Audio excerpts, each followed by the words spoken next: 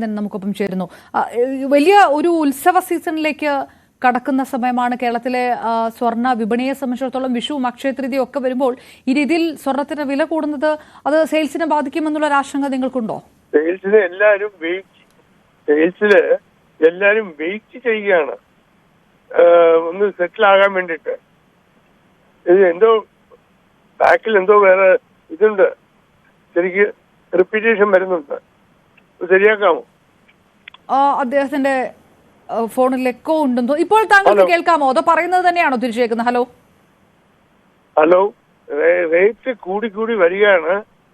അതിന് ഈ അവിടുത്തെ അമേരിക്കൻ യുദ്ധത്തിന്റെ പ്രതികരണമാണ് മെയിൻ ആയിട്ടുള്ള അതിന്റെ എഫക്റ്റ് ആണ്. നമ്മുടെ നാട്ടിൽ അത് ലണ്ടൻ മാർക്കറ്റ് കൂടിയിട്ട് അതനുസരിച്ച് ഇവിടെയും കൂടുകയാണ്.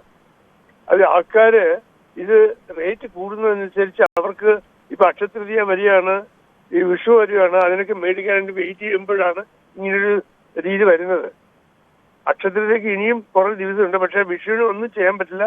അവര് എന്തെങ്കിലും എടുക്കുന്നത് ചെറുതായിട്ട് എടുത്തിട്ട് അവരുടെ കാര്യങ്ങൾ ഭംഗിയാക്കും. പക്ഷെ അക്ഷയതൃതീയക്ക് അവർ വെയിറ്റ് ചെയ്യുമ്പോൾ ഇതിനു മുമ്പ് എന്തെങ്കിലും സെറ്റിൽ ആകുമോ എന്നുള്ള പ്രതീക്ഷയിലാണ് എല്ലാവരും നിൽക്കുന്നത്. അതിനു മുമ്പ് യുദ്ധത്തിന്റെ കാര്യങ്ങളൊക്കെ സെറ്റിൽ ആകും. അപ്പം വിലയുടെ ഒരു വ്യതിയാനം സ്റ്റഡി ആയി കഴിഞ്ഞാൽ ആൾക്കാർ മേടിക്കാൻ തുടങ്ങും.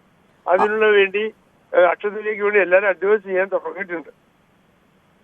അതായത് അതൊരു പ്രതീക്ഷയാണ് വില കുറഞ്ഞേക്കും ഉത്സവ സീസണിൽ. പക്ഷേ ഈ ആഗോള വിപണിയിലൊക്കെ ആ തരത്തിലുള്ള വിഷയങ്ങളല്ല സംഭവിക്കുന്നത്. അവർക്ക് എന്തായാലും വില സ്റ്റഡിയാകണം. കൂടിയാലും കുറഞ്ഞാലും സ്റ്റഡിയായിട്ട് ഒരാഴ്ച നിന്നാൽ അവർക്ക് തൃപ്തിയായി. ദിവസം തോറും കൂടുന്നതനുസരിച്ച് അവർക്ക് അതിനെ പ്രതീക്ഷിച്ച് ഒരു മേടിക്കാനുള്ള സാഹചര്യം ഇപ്പോഴത്തെ രീതിയിൽ ഇല്ല. സപ്പോസ് ഇപ്പൊ ഇന്നത്തേക്കാൾ 500 രൂപ കൂടി സ്റ്റഡി ആയി കഴിഞ്ഞാൽ തീർച്ചയായിട്ടും അവർ ഹാപ്പി ആയിട്ട് മേടിക്കാനുള്ള ഒരു സന്ദർഭം ഉണ്ടാക്കും. അതാണ് നമ്മുടെ ഇതുവരെ കണ്ടിരിക്കുന്നതും ഇനി നമ്മൾ കാണാൻ പോകുന്നത് അത് തന്നെയാണ് എന്റെ ബലമായ വിശ്വാസം. ഈ വിഷു സമയത്തൊക്കെ കൂടുതൽ കസ്റ്റമേഴ്സ് വരുന്ന സമയമാണ്. അത് കുറഞ്ഞിട്ടുണ്ടോ? നിങ്ങൾ അങ്ങനെ കണക്കാക്കുന്നുണ്ടോ?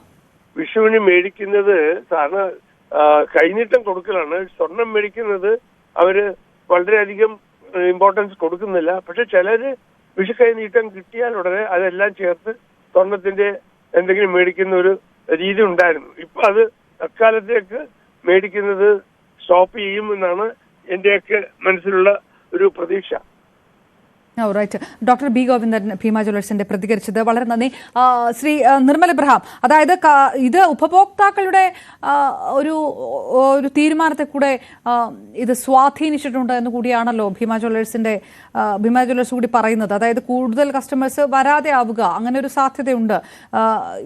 ഇനിയുള്ള സമയങ്ങളിൽ ഇപ്പൊ ട്രംപ് ചൈന ഡയറക്റ്റ് വാർ തുടർന്നു പോകുന്ന ഒരു സാഹചര്യമാകും, അല്ലെങ്കിൽ അതിലൊരു സെറ്റിൽമെന്റ് ഉണ്ടാകുമെന്നുള്ളൊരു പ്രതീക്ഷയൊക്കെ വ്യവസായ മേഖലയ്ക്കുണ്ടോ?